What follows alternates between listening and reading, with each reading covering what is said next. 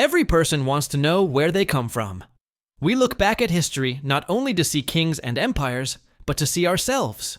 Who are we? Why are humans the way they are? And how did one small species among millions rise to rule the planet? Yuval Noah Harari's book, Sapiens. A Brief History of Humankind tells the grand story of humanity. It is not about dates and battles. It is about the big forces that shaped us. For thousands of years, humans were just ordinary animals. We had no special strength, no sharp claws, no wings to fly. And yet today, we control lands, oceans, and even the future of the planet. The book is divided into 4 great parts. The first part is the cognitive revolution, when humans began to think and imagine in new ways. The second part is the agricultural revolution, when farming changed human life forever. The third part is the unification of humankind, when money, religion, and empires brought us together. The final part is the scientific revolution, when science and technology gave us power beyond imagination. This is not just history. It is the story of how humans became who we are.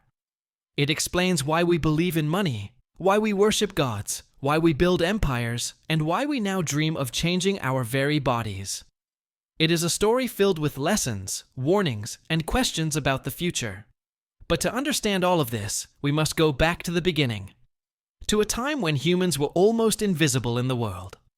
A time when we were just another animal walking the earth. That is where the story begins. Part 1. The Cognitive Revolution. 70,000 years ago, something mysterious happened in the history of humankind. Until then, Homo sapiens were just one of many animals on Earth. We lived quietly, gathering plants, hunting small animals, and trying to survive. There was nothing special about us compared to lions, tigers, or elephants. But suddenly, sapiens developed a new way of thinking. Our minds began to imagine, create, and share stories. This was the beginning of what we call the cognitive revolution. The cognitive revolution was not about stronger muscles or sharper teeth. It was about language and imagination. Humans started talking about things that did not exist in the natural world. They could share myths, ideas, and beliefs. This gave them power to cooperate in large groups. For the first time, thousands of humans could work together without even knowing each other personally. This set sapiens apart from every other species on Earth. In this part of the book, we explore how our species rose from being insignificant to becoming the rulers of the planet. We will see how language shaped societies, how myths created unity, and how humans transformed the natural world. The story begins with a simple but powerful truth. At first, Homo sapiens were nothing special. We were just animals of no great importance. Now let us step into the first chapter. Chapter 1. An animal of no significance. 70,000 years ago, there was nothing remarkable about Homo sapiens. We were not the only humans on Earth. There were other species too, like Neanderthals in Europe and Homo erectus in Asia. In fact, sapiens were weak compared to some of them. Neanderthals had stronger bodies and could survive harsh, cold climates. Homo erectus had lived for nearly 2 million years, much longer than our own species had existed at that time. Sapiens were small animals living in East Africa. They hunted, gathered fruits, and survived like many other creatures. A lion was stronger than them. An elephant was larger. Even a wolf or a snake could kill a human easily. If someone had looked at the world then, they would never have guessed that sapiens would one day rule the planet. So why were sapiens special? Not because of their bodies. Our bodies were ordinary. We did not run as fast as a cheetah. We did not fly like birds. We did not even produce more children than other animals. For a long time, sapiens were just surviving in small groups, moving from place to place. Yet, something hidden was waiting inside the sapiens' brain. Our minds were more flexible than those of other animals. We could adapt to different environments, use tools, and slowly learn new ways of life. Still, at this early stage, sapiens were not yet the rulers of the world. We were only one of many animals struggling for survival. If history had stopped there, maybe the Neanderthals would have dominated Europe. Maybe another human species would have created great civilizations. But history did not stop. Something changed in Sapiens that never happened in any other species. It was not strength. It was not speed. It was the ability to think in new ways and to share those thoughts with others. At this point in the story, Homo sapiens are almost invisible in the pages of natural history. We are not yet kings or conquerors. We are not yet builders of empires or creators of religions.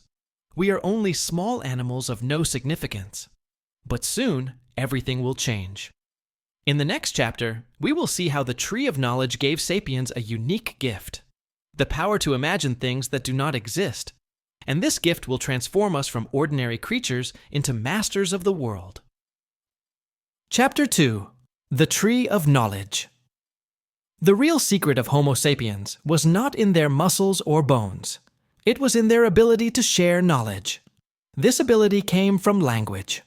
Every animal can communicate in some way. Monkeys scream to warn each other of danger. Bees dance to show the direction of flowers. But human language became something far more powerful. At first, language allowed humans to describe real things. They could say, "A lion is near the river," or "There are ripe berries on the hill." This already made them safer and more successful. But the true revolution came when sapiens started speaking about things that did not exist in the physical world. They could talk about spirits, gods, laws, and nations. They could imagine stories and convince others to believe them.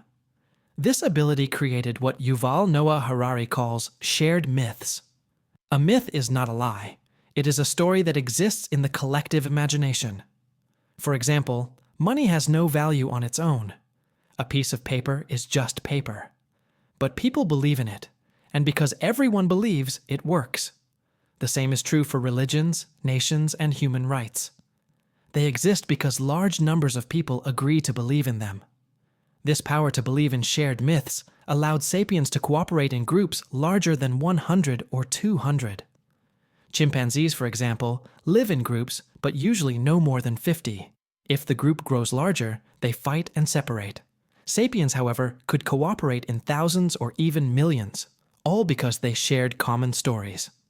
Think about it. Two strangers can meet for the first time and trust each other if they both believe in the same God, the same kingdom, or the same currency.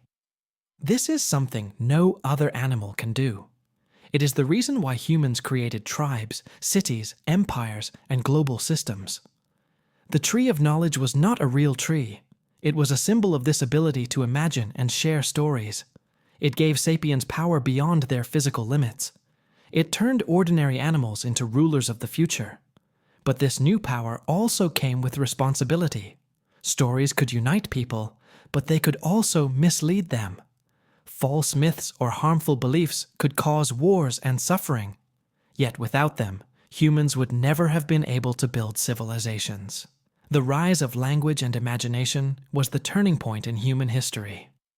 From this moment, sapiens began to stand out from all other species. They started shaping cultures, creating rituals, and building communities that went far beyond survival. Still, to understand how they lived in those early days, we must look more closely at their daily lives. How did they gather food? What did they do each day? How did they raise their children and protect themselves? The next chapter takes us into the world of the foragers. It shows us a day in the life of Adam and Eve. Chapter 3. A Day in the Life of Adam and Eve. To understand our ancestors, we must step into their world. Imagine a small group of foragers moving together across open plains and forests. They do not live in cities or villages. They have no farms or permanent houses. Their home is wherever they find food, water, and shelter.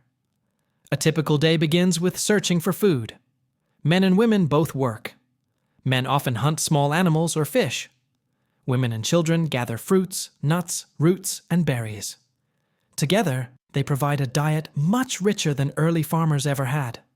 Foragers ate dozens of different plants and animals, while farmers later depended on only a few crops. Their children grew up learning the natural world. A child of that time could recognize hundreds of plants, track animal footprints, and tell the difference between safe and poisonous foods. This knowledge was passed through stories and experience, not books or schools. Foragers lived in small groups of about 30 to 50 people. This size allowed them to trust each other and share food. They knew everyone personally. There was no police or court, but social rules were strong. If someone was greedy or violent, the group could punish or even expel them. Life was not easy. Wild animals, hunger, and disease were constant dangers. Yet foragers often had more free time than later farmers. They worked fewer hours to gather food. They spent time resting, storytelling, singing, and creating rituals. Art, music, and spiritual beliefs were already part of their lives. Men and women in these groups often shared more equal roles compared to later agricultural societies. Both were important for survival. There were no kings or written laws, but there were myths, traditions, and ceremonies that gave order to their lives. Still, this way of life depended on moving with nature. They could not stay in one place too long. When resources ran out, they moved to another area. Their lives were connected closely to the land. This was the world of Adam and Eve. Not the biblical figures, but the real ancestors who lived as foragers. They were not rich or powerful, but they were skilled survivors. They lived with nature, not above it. And for tens of thousands of years, this was the only way humans lived. But everything changed as sapiens spread to new lands. They carried fire, tools, and their powerful imagination. And wherever they went, they left a deep mark on the environment. The next chapter tells the story of these great migrations. It is the story of how humans caused massive changes to Earth's ecosystems. It is called the Flood. Chapter 4. The Flood. As Homo sapiens spread across the planet, they carried not only tools and fire, but also a powerful imagination. This combination made them the most dangerous species Earth had ever seen. Wherever sapiens arrived, other creatures disappeared. The first great wave of extinction happened when humans reached Australia around 45,000 years ago. Before their arrival, the land was full of giant animals. There were kangaroos twice the size of humans, giant wombats, and huge flightless birds. Within a few thousand years, almost all of them were gone. Most scientists believe it was humans who hunted them to extinction, or burned forests to clear land. The same pattern repeated across the world. When humans entered the Americas about 16,000 years ago, they found mammoths, giant sloths, and saber-toothed cats. Soon, these animals also vanished. Hunting and habitat destruction led to what Harari calls the most important ecological revolution since the extinction of the dinosaurs. These extinctions show the incredible power of sapiens. Even before farming or writing, they reshaped ecosystems forever. We like to think of ancient humans as living in harmony with nature, but the truth is more complicated. Sapiens were already masters of fire and cooperation, and they used those skills to change landscapes and eliminate rivals. This was not only about animals. Other human species disappeared too. Neanderthals in Europe, Denisovans in Asia, and others slowly vanished. Some may have been killed by sapiens. Others may have been absorbed through interbreeding. But by 30,000 years ago, Homo sapiens were the only human species left. From that moment, we became the rulers of the planet. But ruling the planet did not mean controlling our own lives. For tens of thousands of years, humans continued to live as foragers. They hunted, gathered, and moved with the seasons. Their societies were flexible, but life was uncertain. Then came a great change. About 12,000 years ago, in different parts of the world, humans began experimenting with farming. They planted seeds, domesticated animals, and settled in one place. At first, this seemed like progress, but Harari argues it was one of history's biggest mistakes. It brought more food, yes, but also more hard work, disease, and inequality. The foragers gave way to farmers, and humanity entered a new age. This is the beginning of part 2, the agricultural revolution. And it starts with a shocking idea. Farming was not humanity's greatest achievement. It was history's biggest fraud. Part 2, the agricultural revolution. About 12,000 years ago, humans made a choice that changed the world forever. They stopped moving from place to place. They stopped living as foragers who hunted, gathered, and relied on nature's variety. Instead, they began planting seeds, domesticating animals, and settling in permanent villages. This change is called the agricultural revolution. It allowed humans to produce more food than ever before. It created villages, towns, and eventually cities. It laid the foundation for kingdoms, empires, and civilizations. But Harari calls it history's biggest fraud. Why? Because life did not become easier for ordinary humans. Farming demanded long hours, back-breaking work, and obedience to rulers. People became dependent on a few crops. They suffered from disease, hunger, and social inequality. At the same time, farming gave rise to powerful institutions. Hierarchies, kings, laws, and religions began to shape human life. Humans were no longer equal small bands of foragers. Some ruled, some worked, and some were left behind. In this part, we will see how agriculture changed not only human society, but also the planet. We will explore how food led to cities, how writing helped governments, and how inequality became part of human culture. The story begins with the shocking idea that farming, which seems like progress, was actually a trap for humanity. Now, let us step into the first chapter of this part, History's Biggest Fraud. Chapter 5. History's Biggest Fraud. At first, farming seemed like a great idea. Humans could grow more food than ever before.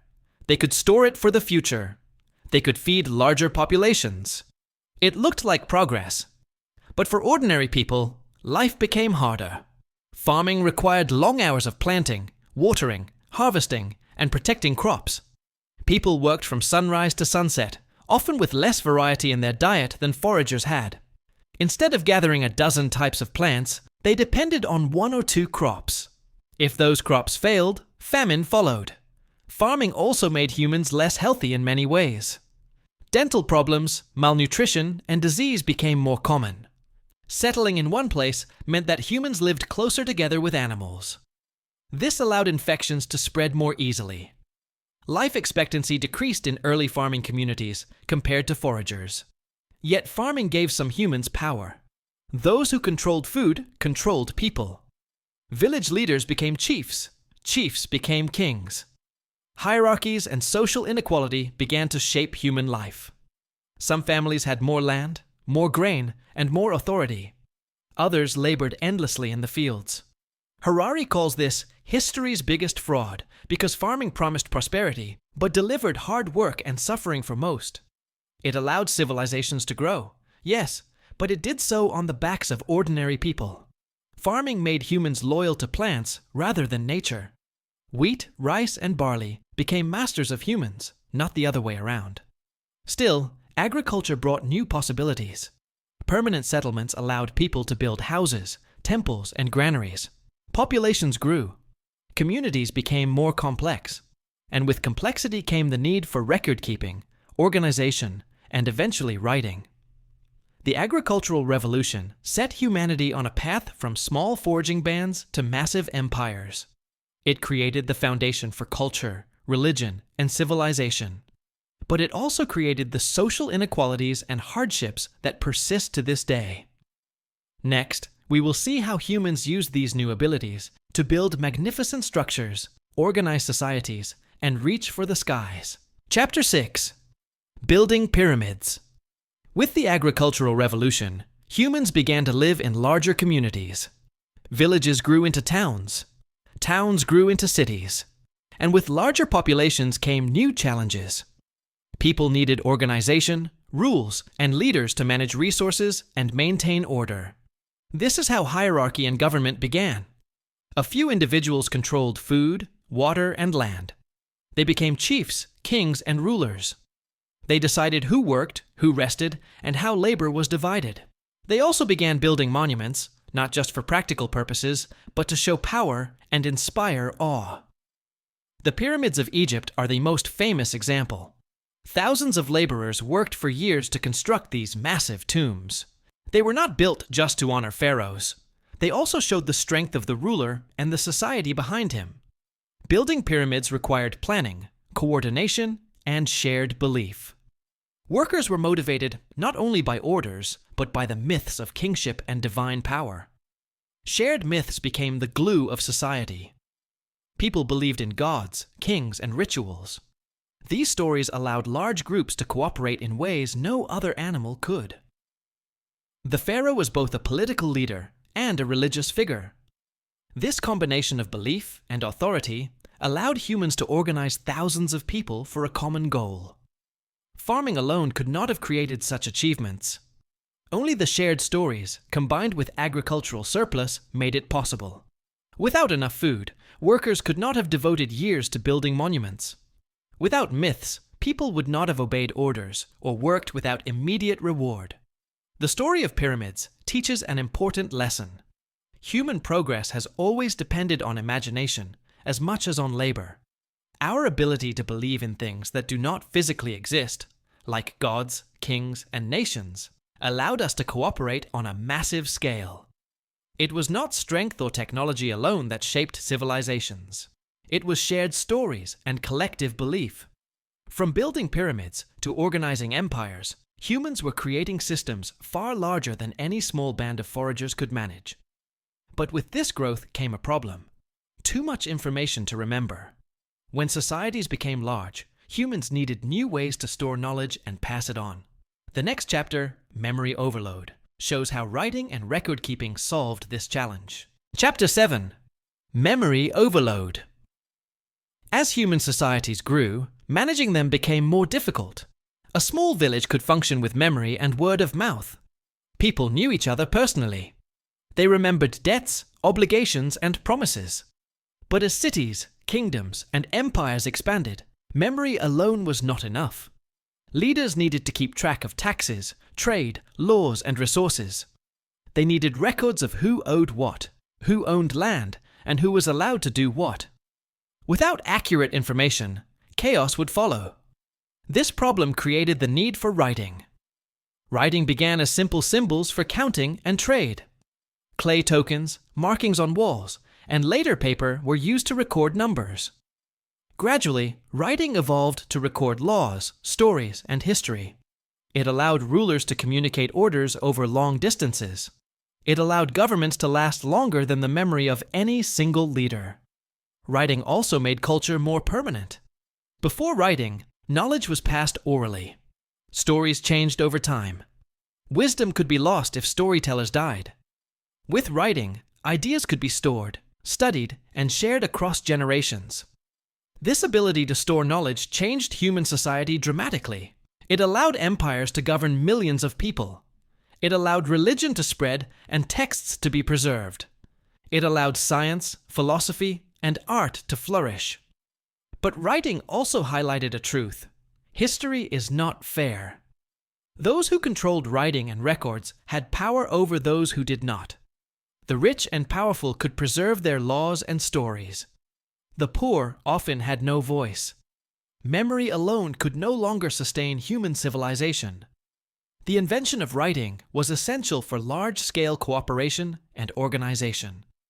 It was a tool that allowed empires to last, knowledge to grow, and societies to become more complex. Yet even with writing, humans still struggled with inequality, injustice, and power. The next chapter, There Is No Justice in History, explores how farming and empire created social hierarchies and shaped human life for thousands of years. Chapter 8. There is no justice in history. The agricultural revolution gave humans the power to build civilizations. But it also created inequality. Not everyone shared in the benefits of farming and settlements. Some people controlled land, food, and labor. Others worked tirelessly to survive. In early farming societies, men often gained more power than women. Patriarchy became common as property and inheritance mattered more. Some families became elite, passing wealth and status to their children. Slavery also appeared, with some humans forced to work for others. Social hierarchies were often justified by myths and religion. People were told that kings were chosen by gods. Slaves were told their suffering had a divine purpose. This made inequality seem natural and unavoidable. In reality, history shows that fairness rarely exists. Even empires and kingdoms were not fair. Conquered people were forced to pay tribute or provide labor. Rewards and punishments were not based on merit, but on birth and power. Justice was a tool of rulers, not a guarantee for everyone. Farming allowed rulers to accumulate surplus food, which strengthened their control. They could feed armies, build monuments, and support officials. Ordinary people worked harder than ever, yet had little freedom. History was shaped not by equality, but by power, imagination, and shared myths. Yet humans adapted to this inequality. They created religion, law, and culture to make sense of their world. They learned to live under rulers and obey social rules. Some found comfort in myths, while others resisted and rebelled. The lesson is clear. History is not fair. Progress for some often comes at the cost of others. Farming created civilization, but also suffering and inequality. Despite this, humans continued to expand their influence. Small villages turned into empires, tribes became nations, and humans began to unify the world through trade, religion, and power. This is where Part 3 begins. Part 3. The Unification of Humankind. Over thousands of years, humans began to connect in ways never seen before. Trade routes linked distant communities. Empires expanded across continents. Religions spread ideas and values to millions of people. Humans moved from small, isolated societies to larger systems of cooperation. Money, law, and religion became tools that allowed strangers to trust each other. Borders, nations, and empires grew because humans could now organize on a massive scale. This part explores how humans unified the world. It shows the forces that shaped cooperation, created civilizations, and connected cultures. It also explains why humans were able to dominate the planet. The story begins with the direction of history itself. The arrow of progress and unification is not random. It points toward larger, more interconnected societies. The first step in this journey is understanding the arrow of history. Chapter 9. The Arrow of History. Human history has a direction. Over time, societies grew larger and more interconnected. Small bands of foragers became villages. Villages became kingdoms. Kingdoms became empires. Trade played a major role in this process. Goods, ideas, and technologies traveled across continents. A tool or crop discovered in one region could spread thousands of miles away. People learned from each other, adapted new techniques, and expanded their influence. Religion also unified people. Shared beliefs created moral codes and social cohesion. Large numbers of strangers could cooperate because they followed the same laws and values. Religions, myths, and rituals gave meaning to life and encouraged obedience. Money became another powerful unifying tool. It allowed strangers to trust each other. A coin or a note could represent value that everyone agreed on. Money crossed borders, connected economies, and encouraged long-distance trade. Empires emerged as the most visible expression of this unification. The Roman Empire, the Chinese dynasties, and the Islamic caliphates controlled vast territories. They brought together diverse peoples under centralized administration. Laws, roads, and communication networks allowed these empires to last for centuries. Yet this arrow of history was not always peaceful. Unification often came through conquest, slavery, and violence. Even so, the general trend was toward larger societies and greater cooperation. Humans learned to work together in ways no other species could.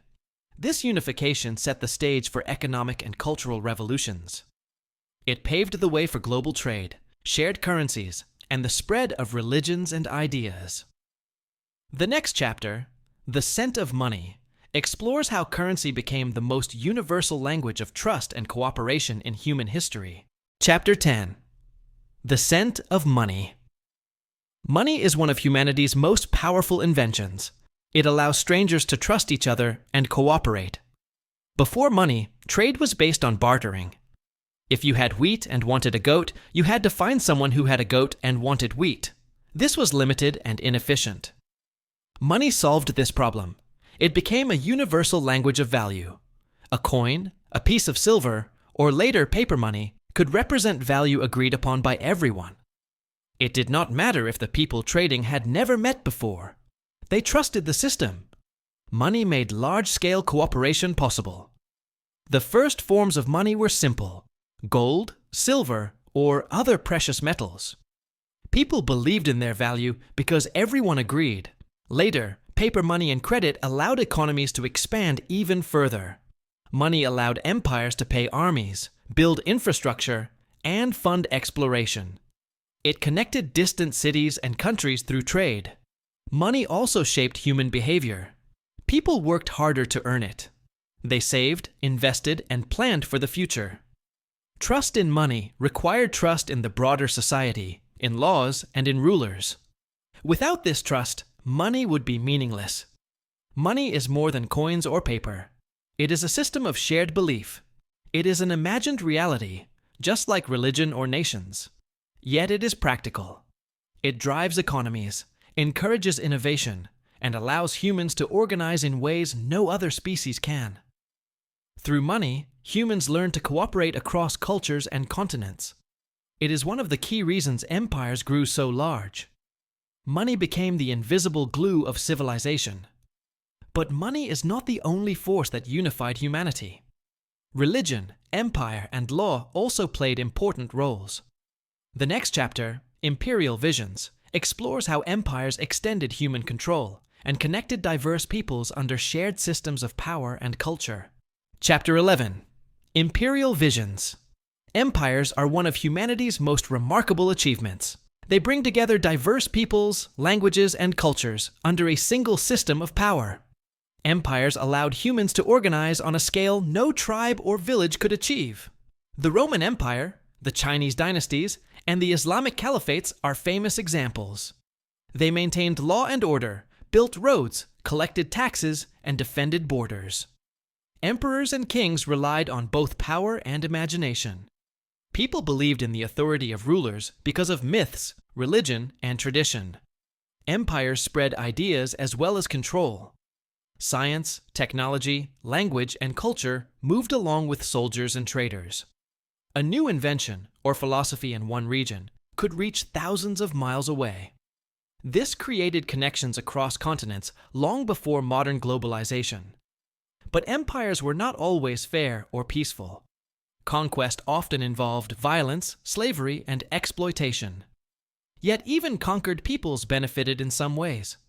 They gained access to roads, markets, new crops, and technologies. Empires connected human societies in ways no single kingdom could. Shared myths and imagination were essential for empires. Citizens needed to believe in common laws, gods, or ideals. Without shared beliefs, cooperation across large populations would have been impossible. Imperial visions also shaped human ambitions. Rulers dreamed of conquering lands, controlling trade, and leaving lasting legacies. These dreams drove exploration, war, and cultural exchange. Through empires, humanity began to see the world as a single connected place. Borders, nations, and local identities mattered less than the larger systems of trade, law, and belief. This unification set the stage for one of the most powerful forces in human history: religion. The next chapter, The Law of Religion, explores how spiritual beliefs created moral codes, connected societies, and guided human behavior on a massive scale. Chapter 12, The Law of Religion. Religion is one of humanity's strongest unifying forces. It connects millions of people through shared beliefs, rituals, and moral codes.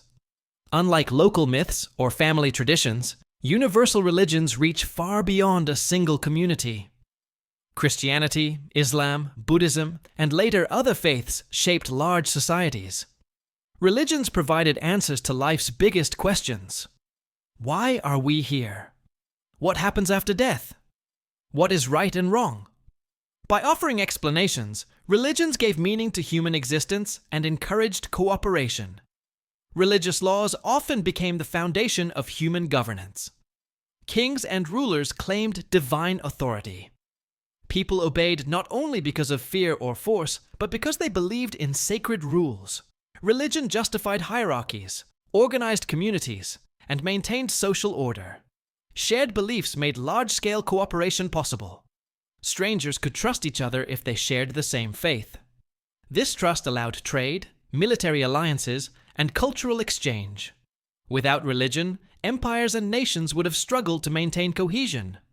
Religion also inspired art, architecture, and literature. Temples, mosques, churches, and sacred texts spread across continents. They were symbols of power and devotion, as well as centers of learning. Yet religion could also divide people. Different beliefs led to conflicts, wars, and persecution. Even so, it remained a central force connecting vast numbers of humans over time and space. Through religion, humans learned to imagine and follow rules that went beyond immediate survival. They obeyed laws, respected authority, and shared moral ideals. This ability to cooperate on a large scale was crucial for building civilizations. Religion, like money and empires, became a tool for unifying humankind. It shaped culture, inspired morality, and guided behavior across generations. The next chapter, The Secret of Success, explores the deeper reason why Homo sapiens were able to dominate the planet and outcompete other species. Chapter 13. The Secret of Success. Homo sapiens became the most successful species on Earth. But why? It was not because we were the strongest or fastest. It was not because we had the sharpest claws or biggest teeth. Our success came from our ability to cooperate in large numbers. Other animals cooperate too. Wolves hunt in packs. Bees build hives together. But these groups are limited. They cannot grow beyond a certain size. Sapiens, however, could organize thousands, even millions of people. This was possible because we can believe in shared myths. Stories, religions, laws, and money are all imagined realities. They exist in our minds and in the collective imagination of societies. Yet because humans believe in them, they become real. Nations, corporations, and human rights are powerful because many people agree to follow them. This imagination gave humans flexibility. We could adapt to new environments. We could unite strangers for a common purpose. We could plan, trade, and invent things no other species could. Our ability to cooperate in large numbers allowed us to dominate the planet. We outcompeted Neanderthals and other human species. We changed landscapes, tamed animals, and shaped ecosystems. We created civilizations, empires, and global networks. The secret of success was not physical. It was mental. It was the human mind, capable of creating, sharing, and believing in collective stories. This allowed us to imagine futures, cooperate in unprecedented ways, and transform the world. With this foundation, humans were ready for the next great revolution. The scientific revolution would give us knowledge, technology, and power beyond imagination. The next part begins with the question: what happens when we discover how little we know about the world? This leads into Part 4. Part 4. The Scientific Revolution. About 500 years ago, humans began to realize something surprising. Despite all our knowledge, there was much we did not know. This realization marked the beginning of the scientific revolution. Humans stopped accepting traditional beliefs as absolute. Instead, they began to observe, experiment, and question the world around them. Knowledge became a tool for power, exploration, and innovation. The scientific revolution changed everything. It transformed societies, economies, and politics. It led to new technologies, new weapons, and new ways of thinking. It connected science with empire, capitalism, and industry. In this part, we will explore how humans discovered the unknown, harnessed nature, and created the modern world. We will see how science fueled exploration, growth, and global domination. We will also consider the consequences of this power, from industrialization to the possibility of changing human nature itself. The story begins with the bold realization that humans did not know everything. Acknowledging ignorance was the first step toward discovering the secrets of the universe. Chapter 14. The Discovery of Ignorance. For most of human history, people believed they already knew the world. Kings, priests, and scholars relied on tradition. They thought the universe was fixed and unchanging. But around 500 years ago, humans began to question this assumption. This was the beginning of the scientific revolution. The key idea was simple but powerful. We do not know everything. Acknowledging ignorance opened the door to exploration and discovery. It encouraged people to observe, experiment, and test ideas.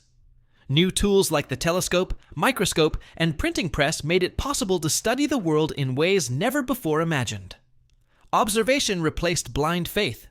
Experiments replaced assumptions.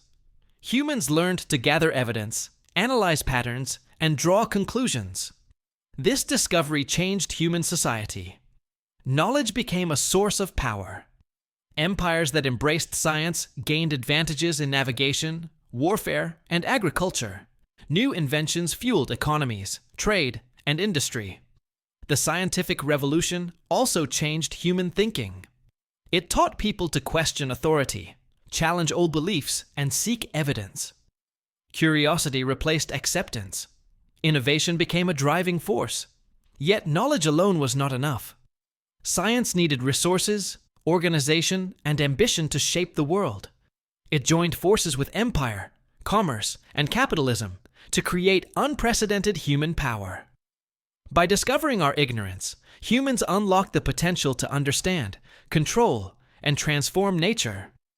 This moment marked the start of a permanent revolution that continues today. The next chapter, The Marriage of Science and Empire, explores how scientific knowledge and imperial ambitions combine to expand human influence across the globe. Chapter 15. The Marriage of Science and Empire. The scientific revolution gave humans new knowledge, but knowledge alone was not enough to change the world. To achieve power, science needed ambition, resources, and organization. This is where empire came in. European empires of the 16th and 17th centuries combined scientific discovery with exploration and conquest. Sailors used new navigation techniques and instruments to cross oceans. Cartographers mapped unknown lands. Armies used better weapons and strategies. Empires provided money, ships, and manpower to support scientific research. In return, science helped empires expand, exploit resources, and control populations. This partnership created unprecedented global influence.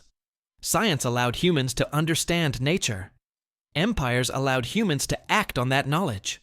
Together, they transformed the world. New plants, animals, and technologies spread across continents. Trade networks expanded.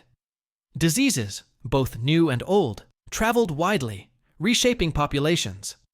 This marriage of science and empire was not always peaceful or ethical. Colonization often involved violence, slavery, and exploitation. Yet it also created opportunities for learning, innovation, and cultural exchange. Through this union, humans realized that knowledge could be more than survival. It could be a tool for control, wealth, and global power.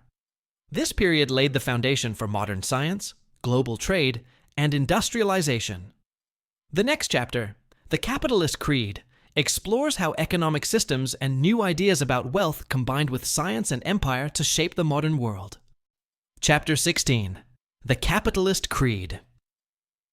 The scientific revolution gave humans knowledge. The rise of empires provided power. The next step was the creation of modern capitalism. This economic system transformed human society more than any previous invention. Capitalism is based on trust in the future. Investors spend money today, hoping to earn more tomorrow. Banks lend money, entrepreneurs start businesses, and trade networks grow. The belief that humans can create wealth through innovation drives the economy. Credit, investment, and profits became powerful tools. Merchants, industrialists, and inventors gained influence. Economic growth became the measure of progress. Nations competed not just in armies, but in trade, industry, and finance. Capitalism encouraged exploration, invention, and efficiency. New technologies, factories, and transportation systems spread quickly. People worked harder, consumed more, and produced more than ever before. But capitalism also created inequality. Wealth was concentrated in the hands of a few. Workers labored under harsh conditions. The drive for profit often ignored human suffering and environmental damage. Yet this system fueled unprecedented human progress. It turned local markets into global economies. It connected continents and cultures in ways never seen before. Capitalism, combined with science and empire, gave humans extraordinary power. The next chapter, The Wheels of Industry, explores how industrialization built on these ideas to transform society, work, and everyday life. Chapter 17, The Wheels of Industry. Industrialization changed the world more quickly than any previous revolution. Machines replaced hand tools. Steam engines powered factories and trains. Coal and iron became the foundation of new economies. The Industrial Revolution began in Europe in the 18th century. It spread rapidly to America, Asia, and beyond. Machines allowed mass production, reducing the cost of goods and increasing availability. Products that once took months to make could now be produced in days. Factories required workers to follow strict schedules. People moved from farms to cities in search of jobs. Urban life brought new opportunities, but also overcrowding, pollution, and harsh working conditions. Industrialization increased wealth, but also widened inequality. Owners of factories and resources became rich. Laborers often lived in poverty. This period also saw the rise of new social classes and political movements. Science and industry combined to produce new technologies. Steam engines, electricity, and telegraphs connected the world in unprecedented ways. Trade, communication, and transportation became faster and more reliable. Industry changed not only economies, but also societies. Families adapted to new work patterns. Education expanded to prepare people for modern jobs. Cities grew, governments expanded, and cultures shifted. The wheels of industry transformed human life, setting the stage for permanent change. Humans now had the power to reshape their environment and society at an unprecedented scale. The next chapter, A Permanent Revolution, explores how science, industry, and human ambition created a world of constant change that continues today. Chapter 18, A Permanent Revolution. The Industrial Revolution was only the beginning. Science, technology, and industry created a world of constant change. Human societies could no longer remain stable for long periods. Everything, economies, politics, and cultures, evolved rapidly. In the past, change was slow. Foragers, farmers, and even early empires saw gradual transformations. But modern humans accelerated history. Inventions, discoveries, and ideas spread faster than ever before. Science fueled this permanent revolution. New knowledge led to new technologies. Electricity, medicine, transportation, and communication transformed daily life. The world became interconnected and dynamic. Economics also played a role.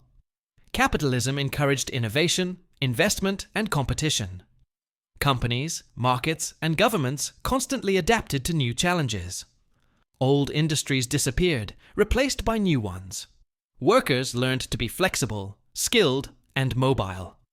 Societies became global. Trade, migration, and communication linked continents.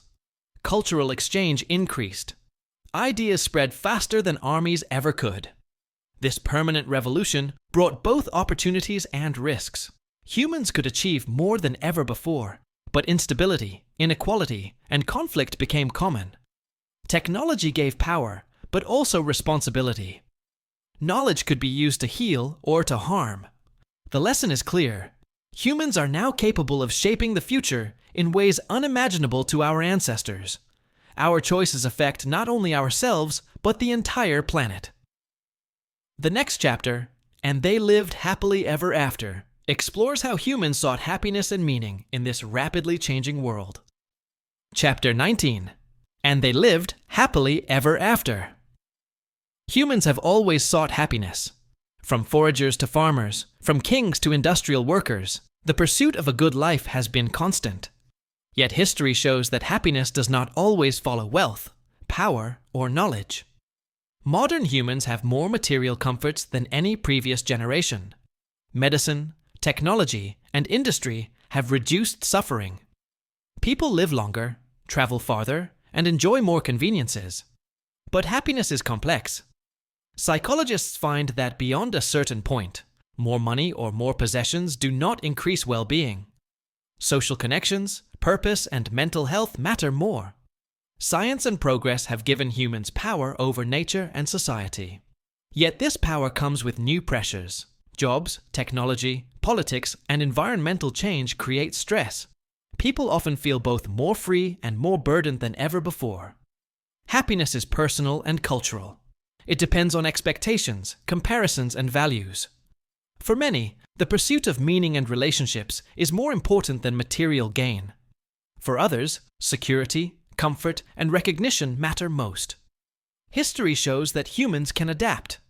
Even in changing circumstances, we find ways to build communities, create art, and enjoy life.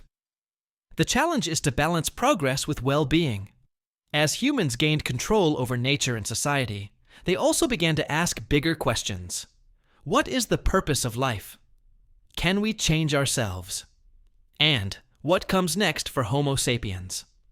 These questions lead to the final chapter, The End of Homo sapiens, which explores the future of our species in a world transformed by science, technology, and human ambition. Chapter 20. The End of Homo sapiens. Homo sapiens have dominated the planet for tens of thousands of years. We outcompeted other human species, reshaped ecosystems, and built civilizations. But the same power that allowed our success may also transform us beyond recognition. Science and technology now give humans the ability to engineer life itself. Genetic modification, biotechnology, and artificial intelligence could change our bodies, minds, and even our emotions. Some scientists imagine a future where humans merge with machines or create entirely new species. This raises profound questions. What does it mean to be human? If we can change our biology, memories, or consciousness, do we remain Homo sapiens? The species that conquered the world may evolve into something completely different.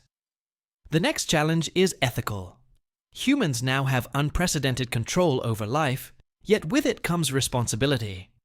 Choices about genetics, artificial intelligence, and the environment will shape the future of life on Earth. Our descendants may not resemble us at all, but their foundation is the knowledge and imagination of Homo sapiens. Harari reminds us that history is not just about survival. It is about understanding our power and its consequences. Humans may no longer remain the final form of intelligence or life on the planet. We could create beings far smarter, stronger, and longer-lived than ourselves. The story of Homo sapiens is extraordinary. From small bands of foragers to global civilizations, we have reshaped the world. Now, as we enter an era of science, technology, and possibility, the end of Homo sapiens may mark not destruction, but transformation. The journey of our species teaches one lesson. Imagination and cooperation are our greatest powers. They allowed us to dominate the planet, build civilizations, and explore the unknown. And they will shape whatever comes next in the story of life. You've just traveled through the incredible journey of Homo sapiens, from foragers to modern humans reshaping the world. If you enjoyed this summary and want more audiobook-style explorations of fascinating books, subscribe now and never miss a new chapter of knowledge, insight, and inspiration.